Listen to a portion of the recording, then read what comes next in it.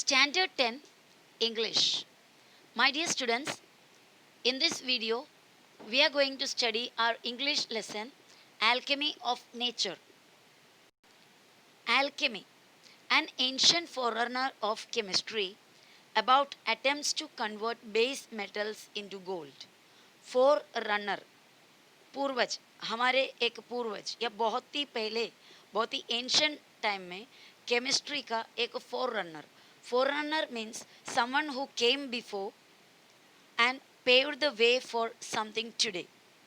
कोई ऐसा व्यक्ति जो पहले कभी आए और आज के लिए यानी आज का टुडे के लिए कुछ चीज़ का या कुछ नया राह खोलकर चले जाना, ऐसे कोई व्यक्ति को फोर रनर कहते हैं. दैट मीन्स केमिस्ट्री में जो एक व्यक्ति बहुत ही पहले आकर कुछ एक्सपेरिमेंट्स कर कर जिसकी वजह से हमारा आज का ज़माने को हेल्प हुआ समझो, वैसा that is a forerunner. तो एक एंशंट फोर रनर केमिस्ट्री का about two attempts, he tried many times या ही अटेम्प्टेड मेनी टाइम्स, बहुत बार कोशिश किया टू कन्वर्ट बेस मेटल, सादा मेटल जैसे आयरन हो या फिर कॉपर हो, नॉर्मल जो मेटल्स है, he wanted to convert them all these base metals into gold. ये सभी बेस मेटल को गोल्ड में कन्वर्ट करने के लिए he tried very many times, he tried very much. Okay, so that person, उनका आइडिया ऐसा था कि कोई भी चीज़ को हम छुए या कुछ भी करें वो क्या बन जाए, गोल्ड बन जाए. आपने ये भी वर्ड सुना होगा, पारस की मणि या समथिंग. इसका मतलब चीज़ों को गोल्ड बनाने वाला कोई ऐसा पत्थर. So that this word alchemy is related to that. But here in this lesson, it refers to a mysterious magical process of transforming things. चीज़ों को बदलने वाला कुछ मैजिकल पावर, मैजिकल प्रोसेस, कुछ ऐसे चमत्कारिक काम जिसके थ्रू चीज़ें बदल जाए नेचर में. So here our lesson is alchemy of nature. Alchemy of nature, that means that magical power of nature, कुदरत का वो चमत्कार. ओके, लेसन शुरू करने से पहले एक ग्रेट पोएट विलियम ब्लेक, उनका 4 लाइन्स दिए हुए हैं. विलियम ब्लेक, आपने इनका पोएम छोटे क्लासेस में पढ़े हैं. ये याद नहीं कि आपका सिलेबस में है या नहीं. Stopping by woods on a snowy evening बोलकर एक पोएम विलियम ब्लेक का पहले शायद कुछ 6th या 7th स्टैंडर्ड के पोर्शन में था. ओके, इनका लाइन्स देखते हैं. To see a world in a grain of sand and a heaven in a wild flower, hold infinity in the palm of your hand and eternity in an hour. ये जो poem में पूरे बहुत सारे paradox use किया हुआ है, means opposite ideas use किए हैं जो हम डायरेक्टली इतना इमेजिन भी नहीं कर सकता वैसा. But here to see a world in a grain of sand, एक ग्रेन ऑफ सैंड यानी रेत का एक छोटा सा टुकड़ा, उस पर क्या देखें, सी अ वर्ल्ड, पूरे दुनिया को देखें. And a heaven in a wild flower, एक वाइल्ड फ्लावर मीन्स हमारे आंगन का नहीं, ऐसे जंगल में खिलने वाले एक फूल, उस फूल में पूरे हेवन को देखें. Hold infinity in the palm of your hand, infinity यानी एंडलेस टाइम, इन्फिनिटी जिनका कोई एंड नहीं, अनंत काल. In the palm of your hand, तुम्हारे हथेली पर उठाए.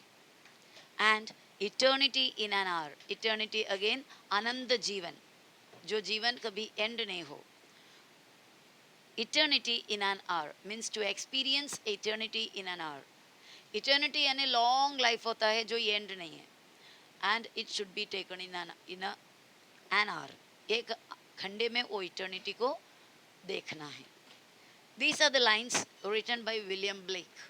Now after this we have been given the meaning of these lines. ये lines का meaning भी दिया हुआ है. Let's see the meaning of these lines. Something as tiny as a grain of sand can spark off an idea or imagination of a huge significance to the world. First line का meaning है to see a world in a grain of sand. उसका meaning something, कुछ तो ऐसे चीज, as tiny as a grain of sand, इतना छोटा, कितना, जितने की एक रेत का टुकड़ा है, can spark of an idea, एक आइडिया को, आइडिया का झलक दे सकता है या स्पार्क दे सकता है, और imagination of a huge significance to the world. Significance means importance, means ऐसा समझो, एक छोटा सा रेत का जैसा, एक रेत में भी अगर आप, हाँ, आप दुनिया को देख जाए, कहने का मतलब है छोटी सी चीज में भी आप बड़ा कुछ देखें, हल्का सा खुशी में भी आप बहुत खुश हो जाए। One can witness and experience the beauty of heaven in something as small as wildflower and derive joy forever. एक व्यक्ति अगर चाहे तो he can witness the experience, witness and experience मतलब वो देख सकता है या उस वो एक्सपीरियंस कर सकता है the beauty of heaven. Heaven सबसे सुंदर जगह है, ऐसा यहाँ पर पोइट का कहना है। तो हेवन के जैसा खूबसूरती अगर आपके पास आंख हो और अच्छी तरह वो आंख खोल कर देखोगे तो you can find out a havens beauty in a simple small wild flower. एक जंगल का एक छोटा सा वाइल्ड फ्लावर, उस फ्लावर में आप पूरे हेवन का ब्यूटी देख सकते हो। The same meaning that you can find happiness, you can find heavenly bliss in small things if you open your eyes and take time to observe it. Next, so this is the meaning of the line, and a heaven in a wildflower. The third line was, hold eternity in the palm of your hand. So that meaning is infinity is endless space. Infinity means कोई end नहीं, that space is called infinity. Otherwise जो ending नहीं, endless जगह, उसको कहते हैं infinity. But your small palm can hold the destiny of earth through your efforts. आपका छोटा सा पाम, पाम मीन्स हथेली, उस हथेली पर पूरा अर्थ का डेस्टिनी, डेस्टिनी यानी तकदीर को आप क्या कर सकते हो, चेंज कर सकते हो। If you through your efforts, अगर आप अच्छी तरह एफर्ट डालोगे तो through your efforts you can change the destiny of the whole earth with the help of your palm. आपके हथेली की मदद से, आपके हाथों की मदद से आप क्या कर सकते हो, पूरे वर्ल्ड का जो डेस्टिनी है, तकदीर है, उसको आप चेंज कर सकते हो। Then last line is an eternity in an hour. Eternity in an hour means eternity is endless time again. Infinity and is eternity. Infinity is the endless space and eternity is the endless time. But just an hour in your life can make a difference to the world forever.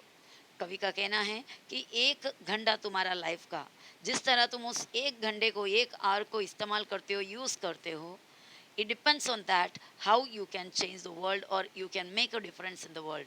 कैसा आप दुनिया में एक difference create कर सकते हो with the help of the effort or with the help of your deed for in a single hour. In short, the meaning of this poem is great deeds can surpass the limits of time and space. They never die. बड़े बड़े deeds यानी कर्म क्या कर सकते हो, time का और स्पेस का लिमिट को हरा सकते हो। उस लिमिट को हम वो क्या कर सकते हैं, हमारे डीड्स सरपास कर सकते हो। दे नेवर डाई, वो कभी मरता नहीं है। Here surpass means it can overtake, उसको क्रॉस कर जा सकते हो, यानी टाइम लिमिट और स्पेस के लिमिट को सरपास कर सकते हो, ओवरटेक कर सकते हो। तो दैट मीन्स ग्रेट डीड्स कभी मरते नहीं हैं। So these are the meaning of the lines of William Blake. Now let's start the lesson what is given here. We instinctively turn to outdoor activities and nature as a way of relaxing and enhancing our well-being. आपको ये sentence में जो word read कर रहा है, जो मैं explain कर रही हूँ मीनिंग्स, प्लीज़ वो मीनिंग्स का नोट कर लीजिए, मीनिंग्स को अपने बुक में लिख लीजिए। We instinctively turn to outdoor activities. Instinctively, that means by a natural instinct. यानी हमारा जो बिजी लाइफ के बाद हम क्या करते हैं, कभी थोड़ा आराम चाहिए, थोड़ा रिलैक्सेशन चाहिए, तो हम क्या करते हैं, ऑटोमेटिकली कॉमनली या स्वाभाविक तरीके से सहज भाव से क्या हो जाता है, टर्न टू आउटडोर एक्टिविटीज़, घर के बाहर कुछ एक्टिविटीज़ करने जाता है या फिर हम नेचर के तरफ थोड़ा चले जाते हैं as a way of relaxing and enhancing our well being. हमारे वेल बीइंग को यानी हम अच्छा से रहने के लिए, खुशहाल रहने के लिए, वेल बीइंग मतलब सब कुछ ठीक ठाक रहने के लिए या रिलैक्स करने के लिए, एंड एनहांस, एनहांस मतलब इम्प्रूव और मूड, हमारे मूड को इम्प्रूव करने के लिए भी go to outdoor activities, otherwise sometimes to nature. Nature soothes and nurtures. Nature क्या करता है, सूदनिंग करता है। सूदनिंग करना मीन्स हमारे पेन को, हमारे दर्द को कम कर देना या रिलैक्सेशन देना, कंफर्ट देना। Okay, nature soothes and nurtures. Nurtures means takes careful. Nature हमारा केयर करता है, हमको रिलैक्सेशन देता है, कंफर्ट देते हैं। Nature fulfils and motivates. Nature हमारे ज़रूरतों को पूरे करते हैं, फुलफिल करते हैं। And motivates means it gives us encouragement, प्रेरणा जगाते हैं। Nature whispers and commands. Nature whispers means फुसफुसाते हैं, हमारे कानों में हल्के आवाज़ में बात करते हैं। एंड कमांड्स, कमांड मीन्स कभी हुक्म देते हैं, ऑर्डर देते हैं। Are you listening? देखो, नेचर इतने तरीके से हमारे साथ क्या करना चाहते हैं, कम्युनिकेट करना चाहते हैं। Are you listening that? When I do, जब मैं इस तरह करता हूँ, means when I listen to nature, it leaves me in complete awe. Awe means respect, wonder, amazement. जब नेचर को मैं मेरा ध्यान देता हूँ, नेचर को मैं ध्यान से सुनने का कोशिश करता हूँ, तो क्या होता है, इट नेचर को मैं जब सुनता हूँ तो वो मुझे बहुत ही आश्चर्यचकित कर देता है। We have a hibiscus plant in a garden. हमारे गार्डन में एक हिबिस्कस प्लांट था। हिबिस्कस शू फ्लावर, जासवंती का plant. Every fortnight a flower blooms on it. Fortnight means 2 weeks, 15 days का टाइमिंग को कहते हैं fortnight, half month. Every fortnight means हर 2 हफ्ते के बाद a flower blooms on it, एक फ्लावर उसमें ब्लूम्स, खिलता है। बिग, बड़ा, ब्राइट एंड टेंडर, बहुत ही ब्राइट कलर का, and tender, tender means very soft, नाजुक। Through the day it smiles, दिन भर ऑल थ्रू द डे वो मुस्कुराते हैं, विद द सन, सन के साथ मिलकर। And dances with the wind, हवा के साथ नाचते हैं। बट एज इवनिंग अप्रोचेस, लेकिन जैसे इवनिंग करीब आता है, अप्रोचेस टू कम नियर, पास आते हैं, इट स्टार्ट्स विल्टिंग, वो क्या होने लग जाता है, wilting. Wilting means becoming very weak and beginning to bend towards ground. Becoming very weak, बहुत ही कमज़ोर हो जाना, and beginning to bend towards the ground, ground की तरफ झुक जाना, मीन्स बेजान सा होकर ग्राउंड की तरफ झुकना, that is wilting. The morning after, अगले दिन सुबह, इट विदर्स कंप्लीटली, पूरे तरीके से विदर्स होता है। Withers means becomes more weak and dried and start decaying, धीरे धीरे सड़ने या खराब होने, सूखने लग जाते हैं, टोटली मुरझाता है। एंड बाय इवनिंग, और नेक्स्ट डे के इवनिंग तक तो क्या हो जाता है, it falls and becomes one with earth again, वो गिर जाता है और वापस से becomes one with the earth, मिट्टी के साथ एक हो जाता है। Becomes one with the earth again means मिट्टी के साथ एक हो जाता है, मिल जाता है। The flower comes to life only for a day, ये फ्लावर को आप देखो, it comes to life only for a day, वो एक दिन के लिए जीने के लिए आता है। Yet it does so in full Splendor, every day, हमेशा वो आता है एक दिन का जीने, लाइफ जीने के लिए, फिर भी वो कम टाइम में भी it lives its life in full splendour, पूरे शानदार तरीके से। स्प्लेंडर मीन्स शानदार, बहुत ही अच्छे तरीके से, बहुत brightfully, in complete full meaning वो अपना लाइफ जीकर ख़त्म करता है। What if we too lived our life however short to its fullest, क्यों ना हम भी, अगर हमारे ये जो लाइफ चाहे चाहे कितना भी छोटा क्यों ना हो, ये लाइफ हम भी पूरे तरीके से, फुलेस्ट तरीके से, पूरे सही मायने में उसको जी लें। We went to a rocky beach, and saw the spread of the majestic ocean and the rocks alongside, carved, sculpted and shaped by the water. हम जाते हैं, हम गए एक रॉकी बीच में. रॉकी बीच यानी पत्थर से भरे हुए बीच. बीच दो तरीके से होता है. मेनली बीच मतलब पूरे रेत भरे हुए रहते हैं, लेकिन कोई सी शोर ऐसा होता है कि वहाँ पर इंडेंटेड एरिया होता है या पूरे पत्थर से भरे वगैरह आगे थोड़ा झुका हुआ रहते हैं. तो वैसे पथरीला जो सी शोर में हम गए तो saw the spread of majestic ocean. वहाँ जाकर हम देखते तो क्या देखते हैं, बहुत ही शानदार मैजेस्टिक ओशन दिखाई देते हैं. And the rocks along side, उस ओशन के पास में पत्थर दिखाई देते हैं. कार्व्ड, कार्व्ड मीन्स खोद कर उसको शेप किया हुआ. स्कल्पचर्ड, वही सेम स्कल्पटिंग किया हुआ मतलब मूर्ति किस तरह इंसान अपने हाथों से खोद खोद कर बनाते, वैसा यहाँ पर भी स्कल्पटिंग किया हुआ है. And shaped by the water, पर यहाँ का जो शिल्पी है, जो स्कल्पचर है, कौन है, वाटर. यहाँ पर वाटर उस पत्थरों को अलग अलग शेप दिया हुआ है.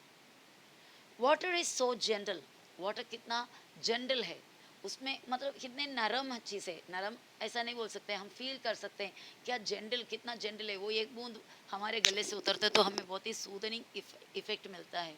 सो वाटर कितने जेंटल है, हार्श नहीं है, मतलब बहुत ही कड़क नहीं है. रॉक सो हार्ड, वो जगह में रॉक पत्थर कितने हार्ड होता है, कितना कड़क होता है. येट फिर भी as the water flows over it every day, लेकिन फिर भी रेगुलर हर रोज पानी उस रॉक के ऊपर से फ्लो होता है या उसके ऊपर से बहते हैं. फॉर ईयर्स, सालों तक. द रॉक्स गिव इन, आखिर में rocks give in, give in मतलब हार मान लेते हैं. पत्थर उस रॉक को अपना इच्छे के हिसाब से शेप देना चाहते हैं. और पत्थर नहीं, सॉरी, पानी, वो water, the water was trying again and again to change the shape of the rock as it wishes, जैसा वो चाहते हैं. Rock is very hard. First of all, it was not ready to give in, but at last, because of the continuous effort of the water, पानी के लगातार effort के वजह से आफ्टर ऑल क्या करना पड़ा, पत्थर को हार मानना पड़ा. That means the rock changes its shape, वो पत्थर अपना शेप बदल देता है. It takes the shape that the water commands, वो पत्थर कौन सा शेप लेता है, जो वाटर कमांड्स, वाटर जो उसे करवाते हैं, कमांड करते हैं, ऑर्डर देते हैं, वो शेप पत्थर लेता है. Our problems are so colossal and we are so small, yet if we persist. Our problems are so colossal, colossal means huge, big, very very big. हमारे प्रॉब्लम्स बहुत बड़े हैं. And we are so small, उस problems के सामने हम बहुत ही छोटे हैं. येट फिर भी, if we persist, persist means दृढ़ रहना, मीन्स फर्म रहना, मजबूत रहेगा, तो वी कैन, हम क्या कर सकते हो, we can defeat the problems या we can overcome the problems. हम प्रॉब्लम्स को जीत सकते हैं या प्रॉब्लम्स को हरा कर आगे जा सकते हैं. We saw small bits of grass peeping through the small cracks in a concrete pavement. आपने कंक्रीट के कोई ऐसा रास्ता वगैरह बनाया हुआ या इवन बिल्डिंग्स वगैरह भी आप देखो, वहाँ पर कंक्रीट के जो रास्ते बनाए, फुटपाथ, पेवमेंट मतलब फुटपाथ, या फिर इवन कभी कभी कोई बिल्डिंग्स में कंक्रीट मतलब सीमेंट से बनाए हुए बिल्डिंग्स में भी छोटे छोटे क्रैक्स में से, छोटे छोटे ओपनिंग से, you must have seen small grass, छोटे एकदम बारीक से ग्रास उसके अंदर से उग के बाहर आया हुआ, निकल कर ग्रोथ हो गया हुआ. आप इमेजिन कर सकते हैं उस ग्रास का ताकत कितना होगा, how much strong that grass was या that grass is, and how much strong the concrete pavement is. वो कॉन्क्रीट का पेवमेंट कितना स्ट्रॉन्ग है और उसके मुकाबले वो ग्रास कितना कम पावर के हैं, ये आप समझ सकते हैं. फिर भी वो ग्रास वो कंक्रीट को तोड़कर बाहर आ सकता है. इट लेफ्ट अस थिंकिंग, ये हमें सोचने में मजबूर करता है. हाउएवर इम्पॉसिबल थिंग्स में लुक, चाहे चीज़ें कितना भी इम्पॉसिबल क्यों ना हो, there is always an opening, हमेशा एक राह खुलता है. कोई भी चीज़ चाहे कितना भी कठिन हो, कितना भी इम्पॉसिबल लगने दो, अनहोनी, but always there is an opening, and we should find out that opening and go through it. Then success is not far away. तभी सक्सेस कभी दूर नहीं है. तो हमें नेचर काफ़ी कुछ सिखाते हैं. The water and the rock ये सिखाता है कि what is the magic power in persistence, या what is the magic power in perseverance. In the same way वो ग्रास भी हमें ये दिखाता है कि अगर हम जो काम करना चाहते हैं वो काम में पूरे दृढ़ रहेंगे तो we can do anything. We saw a tree bare of all leaves in the cold winter months. Bare means you must have heard the word barefoot, नंगे पैर, चप्पल के बिना. Bare, the tree is bare of all the leaves, मतलब झाड़ पर एक भी पत्ते नहीं. ऐसा झाड़ को आपने देखा होगा पूरे पत्ते बिना. Mainly in the cold winter months, cold winter season में.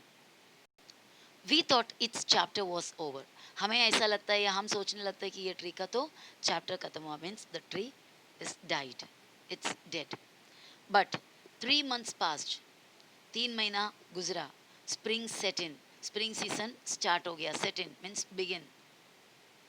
And the tree was back to its green majesty once again. वापस वो ट्री फिर अपने ग्रीन मैजेस्टी, वो ग्रीन कलर का वो शानदार शेप में, शानदार लुक में वापस आ गया. फुल ऑफ लीव्स, भर के पत्ते, flowers, full of flowers, birds and life. वापस से पूरे बर्ड्स भी उसमें भरे एंड फुल ऑफ लाइफ, पूरे जान से भरे. It became lively again. What if we too had the conviction, क्यों ना हमको भी वही कन्विक्शन, दैट मीन्स वही स्ट्रॉन्ग बिलीफ, वही पूरे पक्का विश्वास, स्ट्रॉन्ग विश्वास, that however difficult things are right now, कि however things are right, difficult things are right now, चाहे कितना भी मुश्किलें हो चीज़ें अब, it will not remain so forever. हमेशा वैसे मुश्किल में ही नहीं रहेगा. मुश्किल है, जीवन में मुश्किल घड़ियाँ आती है, इसका मतलब ये नहीं कि वो घड़ी हमेशा वैसे ही रहेगा. however the things are however the difficult the things are now, just believe firmly that this time also will pass. हमेशा ये एक चीज़ को यकीन करो कि इस वक्त भी बदलेगा, ये घड़ी भी बदल जाएगा.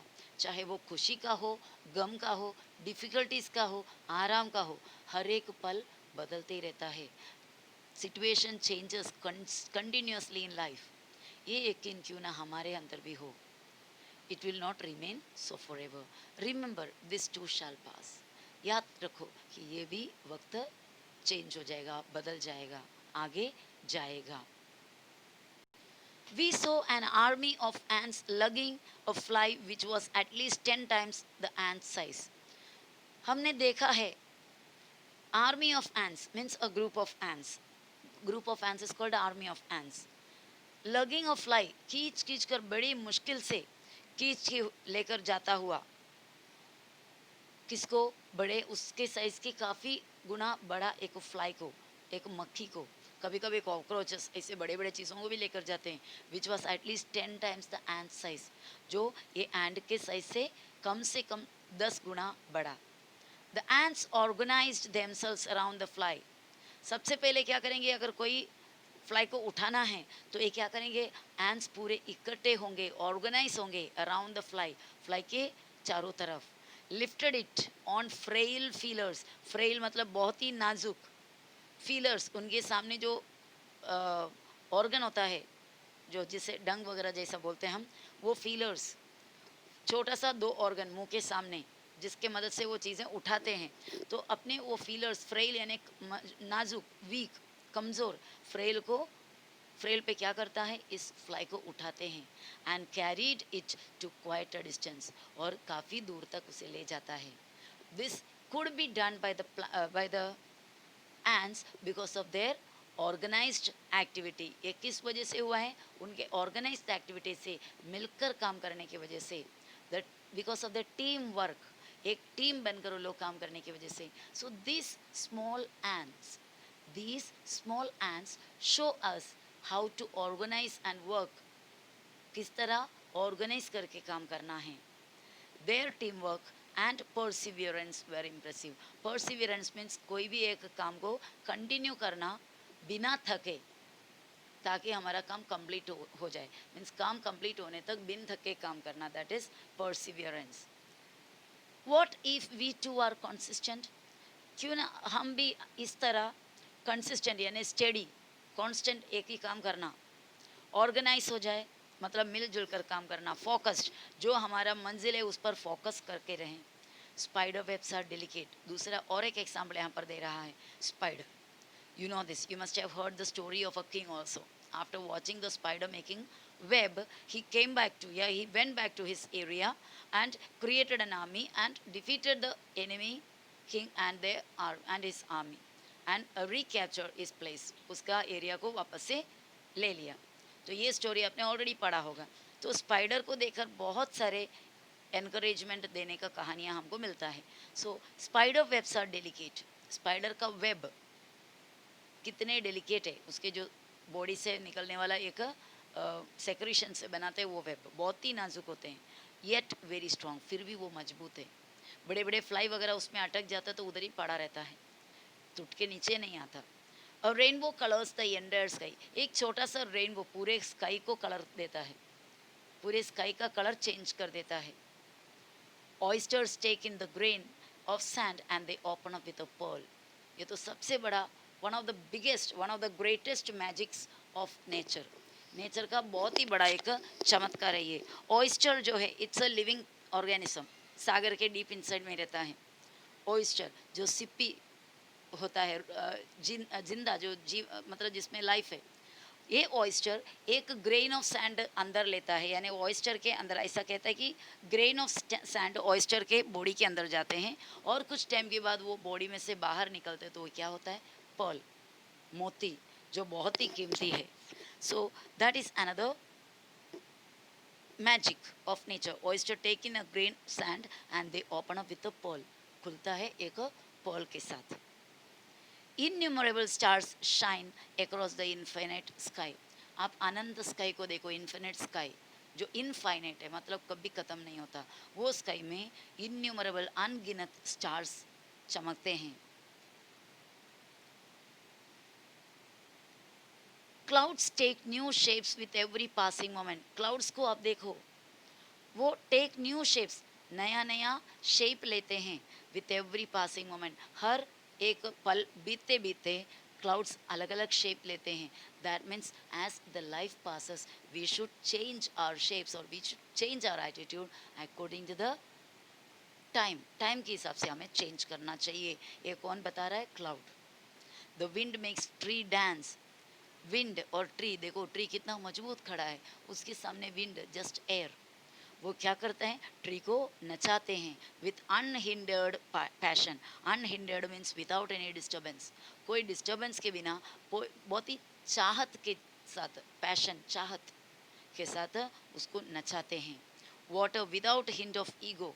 और पानी तो बिल्कुल थोड़ा भी, एक हिंट भी, हल्का सा भी ईगो के बिना. ईगो मीन्स क्या होता है? आई एम समथिंग, ऐसा जो ईगो फीलिंग, ईगो वर्ड तो सभी को पता है. तो थोड़ा भी ईगो के बिना changes its form according to the dictates of sun and the wind. हवा और सन, सूरज जैसे डिक्टेट करते हैं ना, जैसे ऑर्डर देता है, उस ऑर्डर के हिसाब से अपना शेप बदलता है, अपना फॉर्म बदलता है. When the sun thinks that the water should change to vapour, water vapour में बनना है, तो क्या पानी सन का ऑर्डर मान लेता है और वो वाटर वेपर बनता है. when the winds want when the winds want to take this water vapor, this form of water, to make into the cloud, it automatically is changed into the cloud form में बदल जाते हैं. again it comes back to the earth as a water droplets. so ये सभी water कोई ego के बिना करते हैं. when we see a caterpillar turn into a butterfly, another big magic of nature. एक कैटरपिलर जिसको देख के हमें बहुत ही इरिटेट होता है, बहुत ही घिन फील करते हैं, छी कितना गंदा है, वही कैटरपिलर में से क्या निकलता है? एक बटरफ्लाई जो हर किसी को पसंद है, इतने खूबसूरत होता है. तो गंदा दिखने वाला एक कैटरपिलर कुछ दिन में बहुत ही सुंदर, बहुत ही नाजुक बटरफ्लाई में कन्वर्ट हो जाता है. A flower turn into a fruit. एक फ्लावर आज फ्लावर है, कुछ दिन के बाद उस वो फ्रूट में बदल जाते हैं. We experience the alchemy of nature. When we experience all these instances, all these things, we experience the alchemy of nature. Nature का वो मैजिकल पावर जो चीज़ें बदल सकते हैं. क्लाउड का चेंज होना, विंड ट्री को नचाना, बराबर, और वाटर का चेंजेस होना फॉर्म, बटरफ्लाई वो कैटरपिलर बटरफ्लाई में बदल जाना. When we see all these things, when we experience all these things, we feel the magical power of nature. We touch it and become gold ourselves. जब हम ये nature का alchemy को touch करते feel करते हैं तो वी बिकम गोल्ड ourselves. हम गोल्ड बन जाते हैं खुद. That means we feel that, means the feeling, हमें वो फीलिंग मिलता है जो हम और कहीं हमें मिलेगा नहीं. Means indirectly it is told that go out and try to understand the nature. Listen to the nature, what it wants to talk to us. Because of this busy world, we are running all the time behind the our profession, our job, making money, and we are always searching success. While doing all these things, while running behind all these things, we forget our nature. We are not thinking about the nature. We are not opening the eyes towards the nature and see the nature. Just open the eye towards the nature. You will feel that this life is beautiful. You will enjoy your life. So live the life fullest. And this lesson is written by Raksha Bharedia. So I hope you enjoyed the lesson. Go through the lesson again and again until you understand it. Mark the meanings so that it will help you to understand the meanings the next time when you read. Okay? Bye bye.